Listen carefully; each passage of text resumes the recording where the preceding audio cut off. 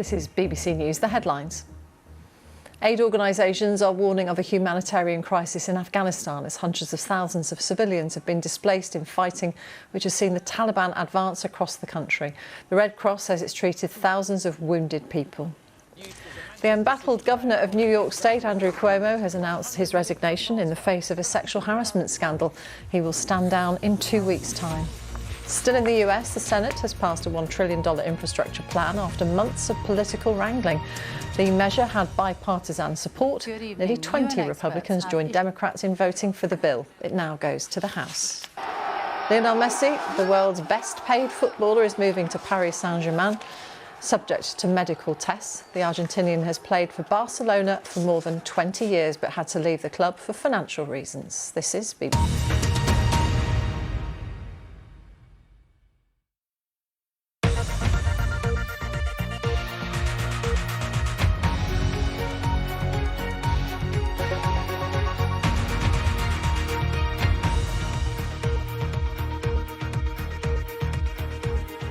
Hello and welcome to our look ahead to what the papers will be bringing us tomorrow. With us, my good fellow political writer and academic and broadcaster, David Davis. Lovely to see you both. Good to have you here, especially David, with Lionel Messi being in the papers. You can give us some really good insights, I'm sure. As can you, Maya. I'm sure you can. I can't, however. I'll leave it to you. After results day today, the Telegraph claims traditional A-level grades could be facing the chop under government plans amid fears that record numbers of top marks are making them meaningless. A gradual tightening of grades over several years is being planned to prevent employers losing confidence in the exams. That's according to the Eye. The FT says the record-setting results have put pressure on universities to find places for an excess of top-rated students. The Guardian reports on the gap between private and state school A-level grades, which is now at its widest in the modern era. The Metro leads on the civil lawsuit that's been filed against Prince Andrew by a woman who's accused him of sexually abusing her when she was 17. These are allegations that Prince Andrew has previously denied. Messi makes his move. The Independent shows the footballer waving to fans as he arrived in the French capital today after agreeing a 2-year deal with Paris Saint-Germain. He's taken a pay cut, though. I don't know how he'll cope. Let's start with the Telegraph, shall we? I love all of these photos, Maya, of all these A-level students getting their grades. It takes me back a long way. I'm not quite sure I was as elated as they are. But A-level grades could be scrapped to end top marks free for all. I mean, is this a bit too quick? We're still in a pandemic. Yeah, I mean, so what this is really related to is that the figures from the exam boards have showed that there's been a 44% sort of increase in terms of A-level results that were A and A star compared to 38.5% in 2020 and 25.5% in 2019. And I feel like the first thing that I just want to say is, as you say, there's these brilliant pictures in the papers. We should really recognise how incredibly hard all those young people receiving their results today have worked, how difficult this year will have been for them, just how hard the past few years school will have been. And so I think it's really important to recognise that. But this story is really related to sort of increase in the A and A star grades. And there's some rumours saying in government that there's talk around really trying to tighten up the system, and this is related to, in part, what the Telegraph is saying is this is related to what was done with the GCSE system, which is there was a move away from grades to this sort of numerical system, and whether a similar thing could be done with the A-level system. And I think that we do need to be careful here. One is that the government sort of seemed to have handled this quite badly. They knew this was coming, and instead of creating a really clear plan for schools, it was a bit of a free-for-all, not giving schools particularly clear guidance of what to follow in terms of how to make these assessments. And then we see in other papers how this has really widened different inequalities that exist between the private school system and the state system. Poorer students and wealthier students, black students have done particularly poorly out of this in terms of being disadvantaged in terms of grades. But I would say, working in the education system myself in higher education, that we don't want to romanticise what's come before. We already know that the UK education system produces big inequalities. If you look at the difference between private schools and state schools, it's sort of baked into the education system. Yeah. So to me, this isn't necessarily a good fix for our long-standing problems in the UK education system. Yeah, we'll come to that in a second. But staying with the Telegraph, David, for a moment, it feels like we do this every year. That, you know, A-level students, no matter how well they do, there's some kind of trashing of it, some kind of undermining of their success. And some of these children have not been in school very much for the last 18 months. They've barely been taught at times because teachers were having to isolate, schools were in a mess. Martine, you kindly said in the introduction that I worked in football for a number of years. Many, many moons ago, I was also the BBC's education correspondent in the days of Margaret Thatcher and now Lord Baker of Dorking as he is. And I'll tell you, stories like this make my blood boil when they quote a former chief examiner as saying a record number of top marks render the results as, quotes, meaningless, close quotes. I mean, do these people know the incredible work, as Maya has quite rightly said, that goes into this work? And the truth of the matter is that the Telegraph and the story that's here, whether yet another reform of examination grades is in the offing, and it may be several years away for sure, the Telegraph, in an editorial comment on the front page, makes it clear, it warns the government, it describes its lack of an apparent plan for how to get education back on track, and the closure of schools in particular in the past 18 months as a disaster. When the Tory when the Daily Tory Graph, the Daily Telegraph says things like that, you have a problem. But Top David, grades for A-levels I just and wonder if we let things settle down, schools begin to operate more like normal again, exams can be run again. There won't be this guesswork. There won't be the requirement, surely, will there, of teachers having to do all the marking. We can go back to where we were, and these accusations of grade inflation might fall away again, surely. But the question is whether everybody wants to go back to where we were before. Don't forget the context of this. After Michael Gove was the Education Secretary, we went back to a more traditional exam system. A lot of teachers, a lot of people in education weren't happy with that at all. They wanted more continuous assessment. So we see where the system goes from here. But the splits between the haves and the have-nots in education is greater tonight than it's ever been. Now that cues us nicely into The Guardian. Gap widens between private and state schools. Record-breaking A-level results as nearly 45% are awarded top grades. If private schools have got more resources, Maya, if they've got smaller class sizes, which a lot of them have, how do state schools catch up? Yeah, I mean, I think it's a really good question.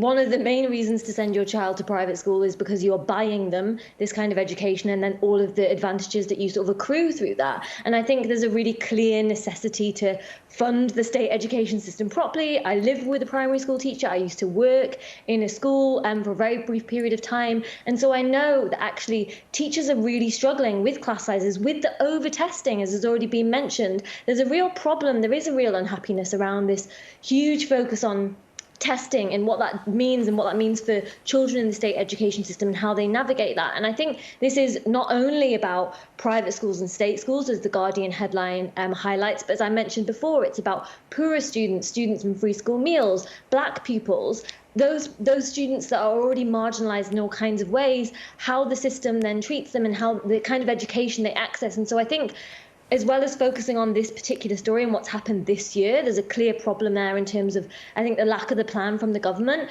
This is also about the way our education system functions more generally and what education is for. It shouldn't just be this exam factory. And, I won't go into it, but there's also then a problem with higher education and the sort of focus on university education.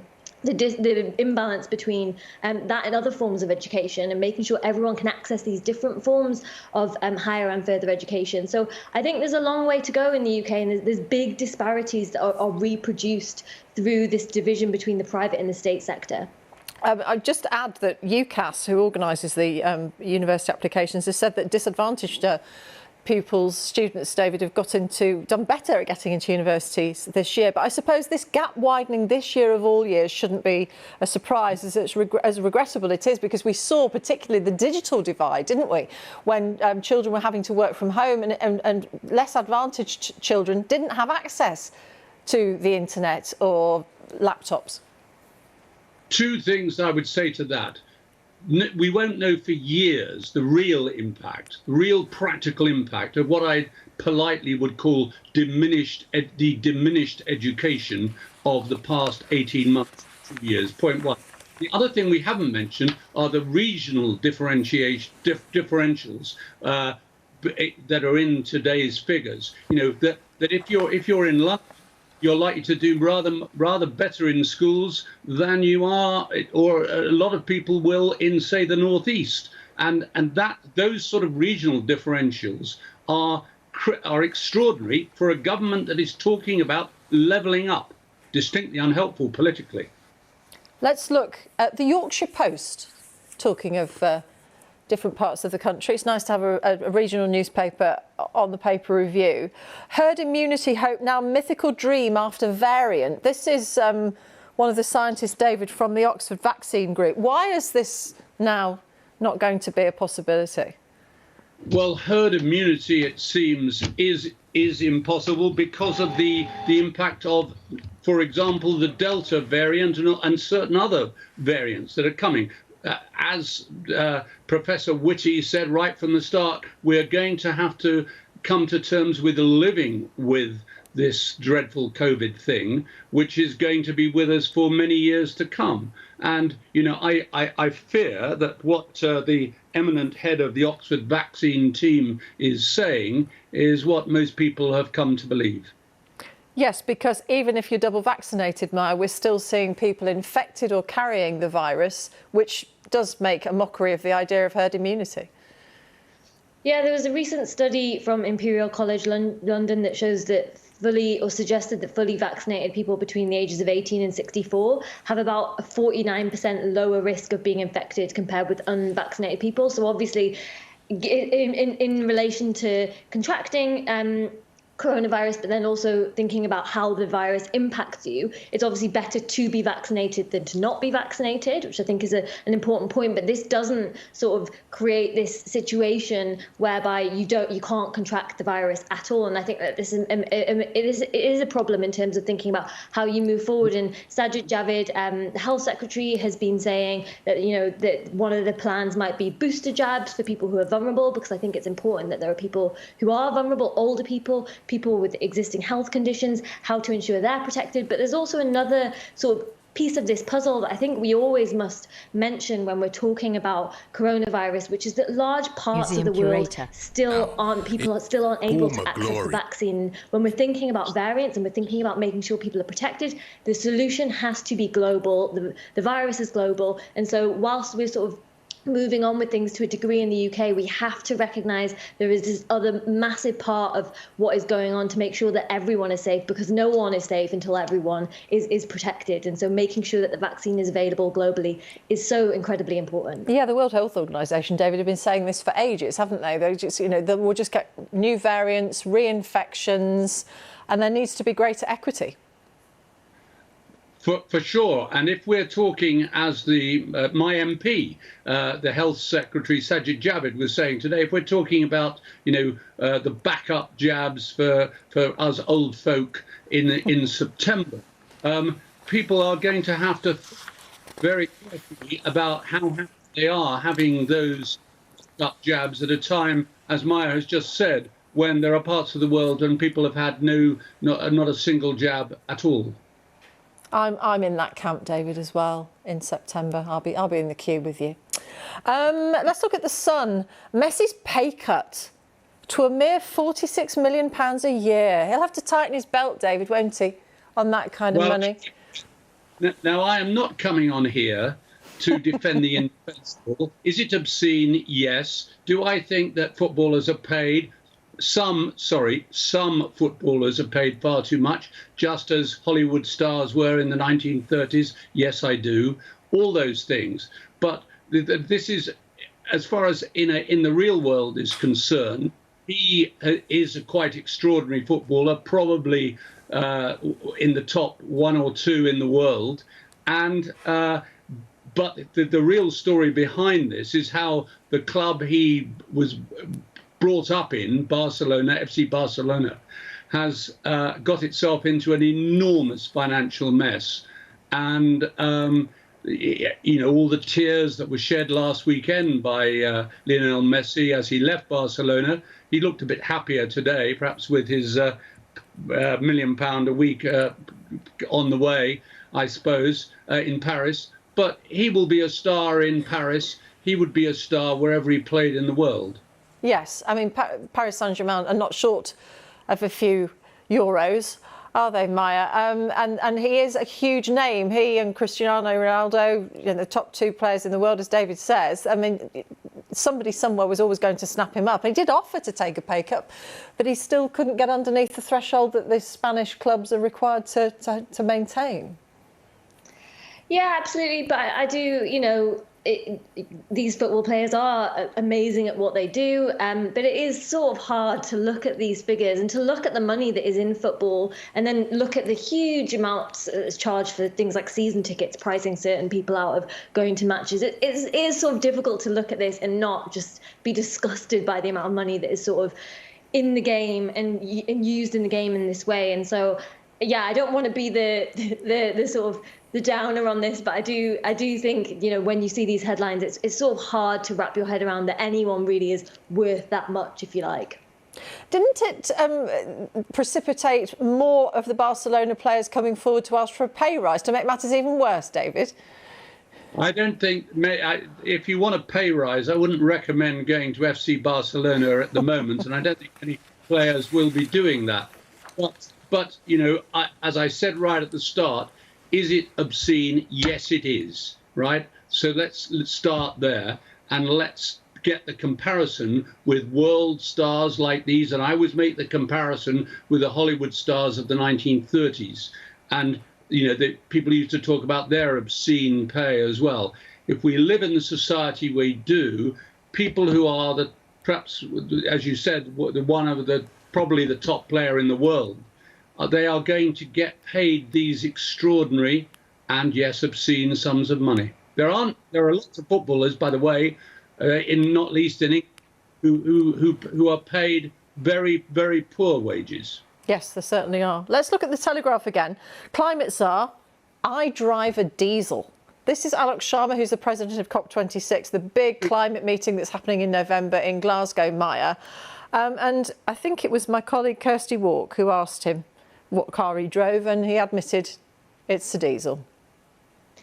Yeah, this I think really comes off the back of stories over the past few days around the numbers of flights that Alok Sharma has taken in relation to the work that he's doing on the climate crisis, and this is really that he drives a diesel car and he's saying he's going to be moving to electric. And I know that this is something that people like to focus on. There's sort of a suggestion of hypocrisy given his role, and maybe it suggests something about how seriously an individual might be taking something like the climate crisis. But I'm not so into stories like this. I think there's a sort of bigger problem and bigger criticism that comes from climate groups. One is the individualization of the problem, this idea that we're going to be able to tinker around the edges by making individual changes to a lifestyle, which ironically I think these kinds of stories can feed into. But two is what a lot of climate activists have said is with the government's plans, too much of it is just looking at future goals, but doing very little to help us reduce emissions and get to those future goals. And so I think if we're going to talk about anything, we really need to be talking about the too little action that's being taken and the things that need to be done now to even get us anywhere near the goals that they're talking about, because at the moment we're so far off and the situation is so incredibly dire, as you know, the scenes in Greece are showing us at the moment. Just briefly, David, I mean, it just shows the dilemma that lots of people are having who drive diesels or petrol cars, and at some point are going to have to make the switch. You know, there's an expression, Martine, that I think it is stupid politics. And this is an example of stupid politics. It is totally and utterly predictable. I don't know who's advising this Secretary of State, this minister, but it was totally predictable he would be asked that question and would would be landed with this. I always remember in the days of the 3-day week in the 1970s, the minister who was in charge of putting the lights out had his house ablaze with light at 3 o'clock in the morning and would have pictured all over the papers. Those sort of things. I mean, it's just stupid politics. That's it for the papers for this hour. But if you're in the UK, Maya and David will be back in just over half an hour to look at more of the stories that are being covered by the newspapers and the websites here. Bye for now.